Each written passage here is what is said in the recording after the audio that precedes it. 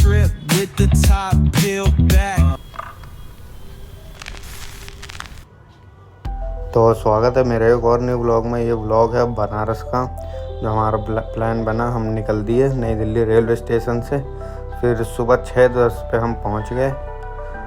और ये ब्लॉग थोड़ा सा लंबा है, बस लास्ट तक देखना। मैं आपको सारी जानकारी देने की कोशिश करूंगा। आप कहाँ रुकें, कहाँ खाएं और कैसे आएँ और किस टाइम आएँ, बेस्ट टाइम कौन सा होगा आने का। बस आप लास्ट तक बने रहना।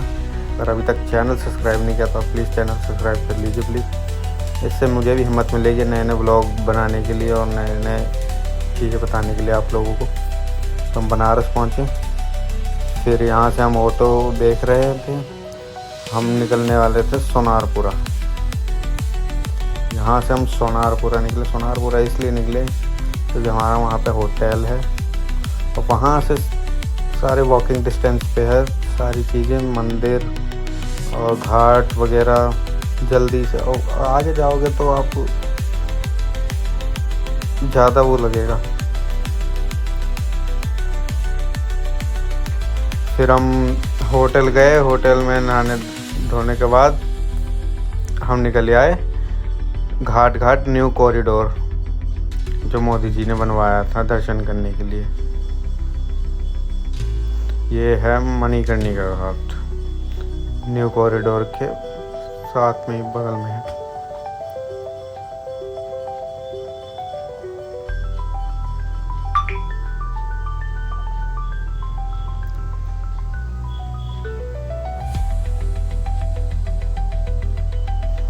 बहुत अच्छा।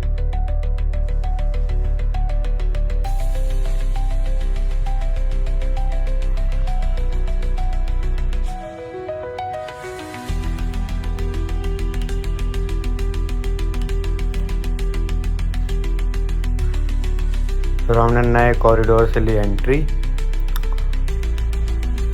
लेने के बाद हमने पहले सोचा कि शूज़ वगैरह जमा करवा दें।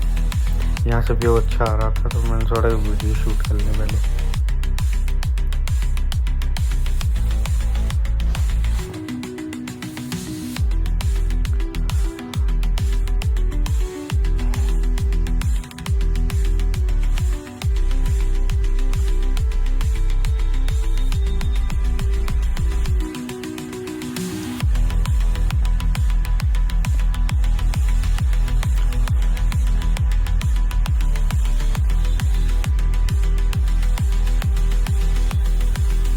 यहाँ पर भी शूज़ जमा होते हैं बट हमने सोचा हम अंदर करेंगे। फिर हमने एंट्री ली।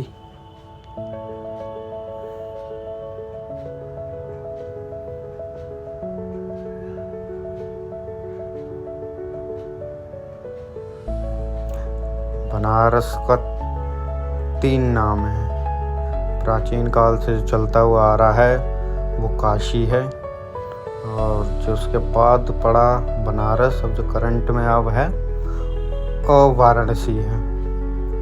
कहते हैं काशी जो है शिव जी के त्रिशूल पे विराजमान है। यहाँ कभी आपदा वगैरह नहीं आ सकती।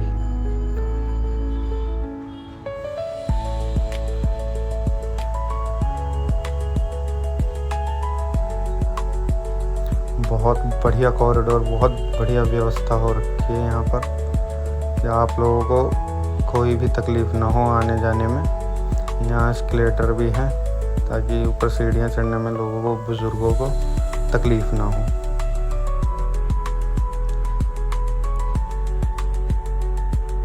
काफ़ी बड़ा है कॉरिडोर।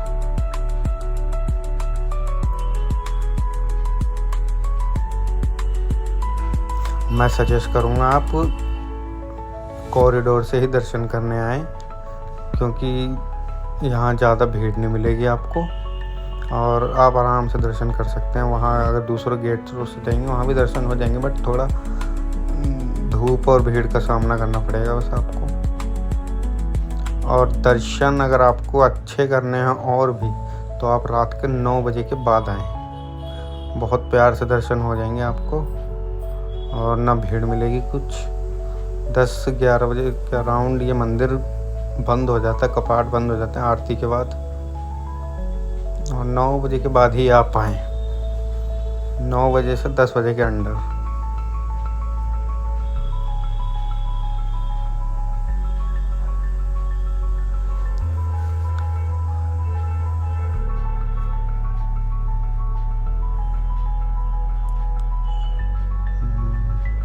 फिर हम लाइन में लग गए।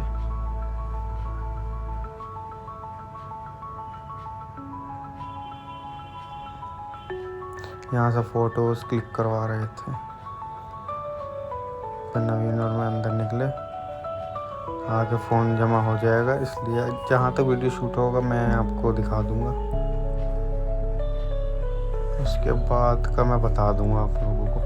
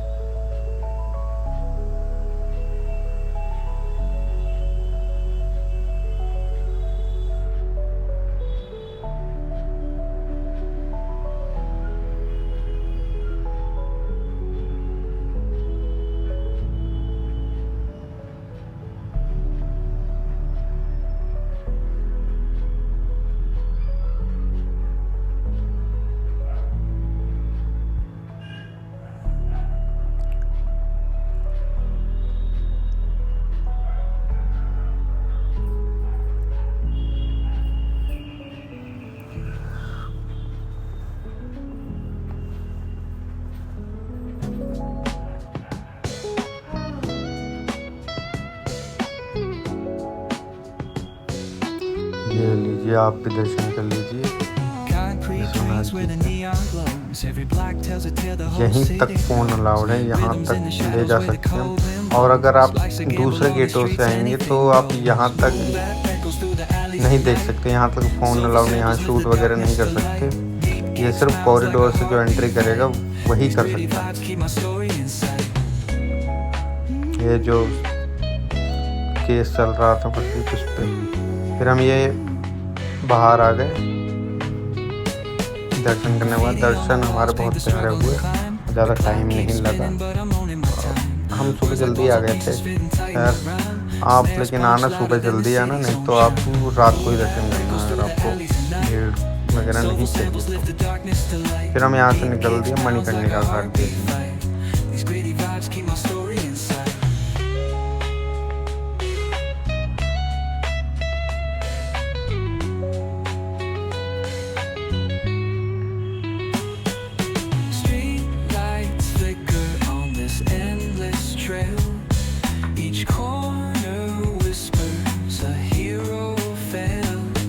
यहाँ पर 24 घंटे देह संस्कार होता है, हमेशा चिताएं जलती रहती हैं 24 घंटे। यहाँ आगे पता चलता है लोग दौलत का घमंड, गाड़ी का घमंड, किसी चीज़ का घमंड सब धरा रह जाएगा। अगर एक बार आप यहाँ आ जाओ, देखो, सच का सामना करोगे तो।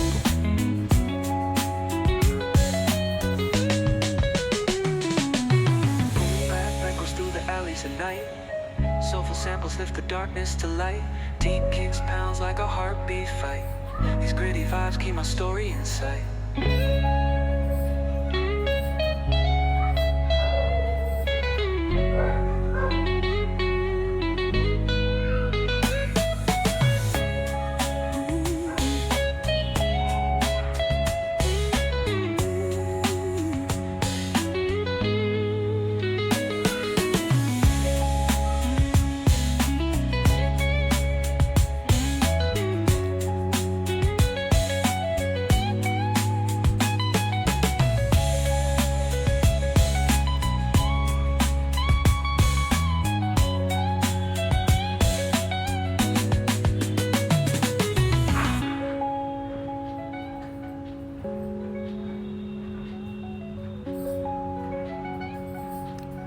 पूरा मणिकर्णिका घाट था।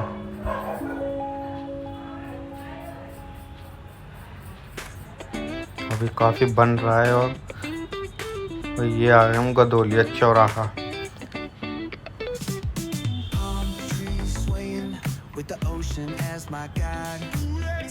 यहाँ आने का आप लोग अगर आए तो यहाँ पर गर्मियों में तो बिल्कुल मत आना। यहाँ गर्मियों में धूप में नहीं घूमा जाएगा आप लोगों पे। आपको अगर आना है सही टाइम है आपका अक्टूबर से लेके मार्च तक का। इन बीच में आओ, आपको ठीक ठाक मौसम मिलेगा। आप अच्छे से पूरा बनारस एक्सप्लोर कर सकते हो और गर्मी भी उतनी नहीं लगेगी।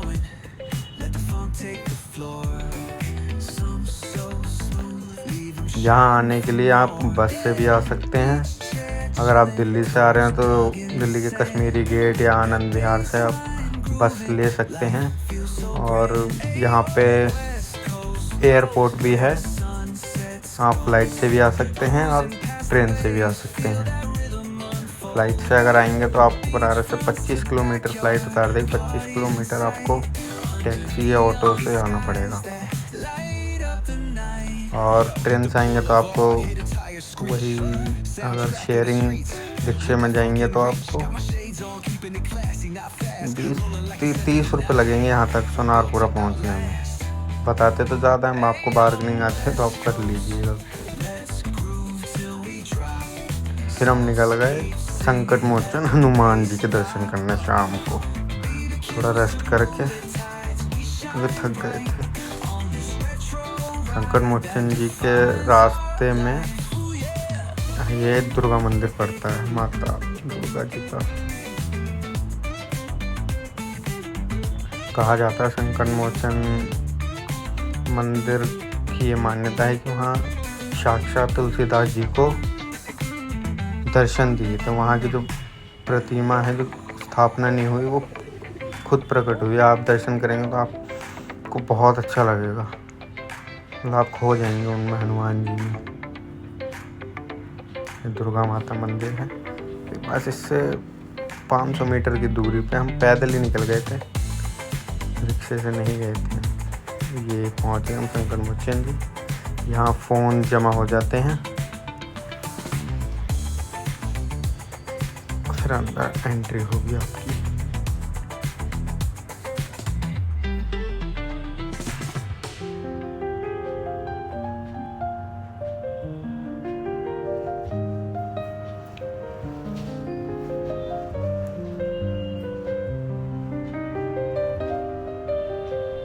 यहाँ पर होंगे फ़ोन कलेक्टर।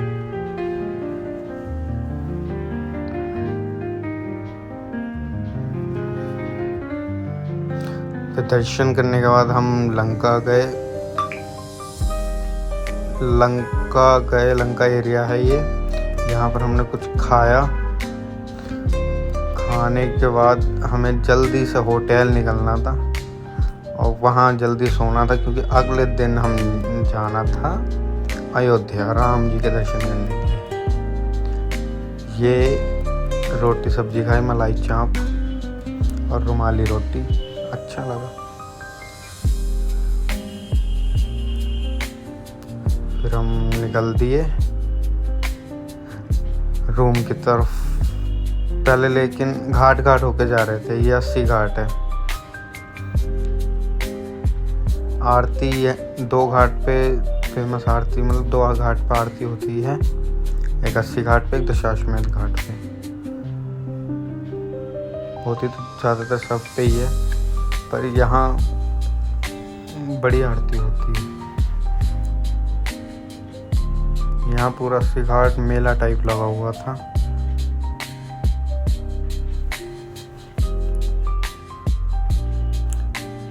अयोध्या का भी व्लॉग आएगा, वो व्लॉग आएगा 1-2 दिन बाद,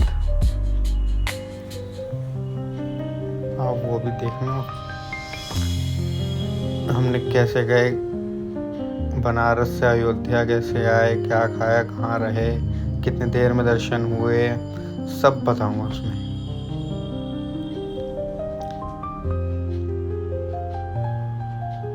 मैं सोच रहा मैं खुद को भी दिखा दूं। ये मेरा दोस्त नवीन, जिसके साथ मैं गया, इसे घुमाया मैंने अच्छे से।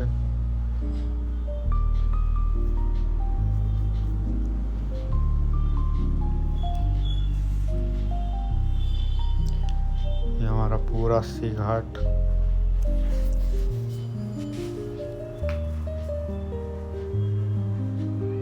नवीन भाई हमारे क्रिकेट लवर हैं, जहाँ कहीं भी शुरू हो जाते हैं। वहाँ घाट पे बच्चे क्रिकेट खेल रहे थे, उनसे बॉल लेकर बॉलिंग कराने लगे, बैटिंग करने लगे। बच्चे कह रहे अगर गंगा में बॉल गई तो धक्के मार के निकलवाएंगे। फिर हमने ठंडाई पी। बनारस गए और ठंडाई नहीं पी तो फिर क्या ही मजा आया।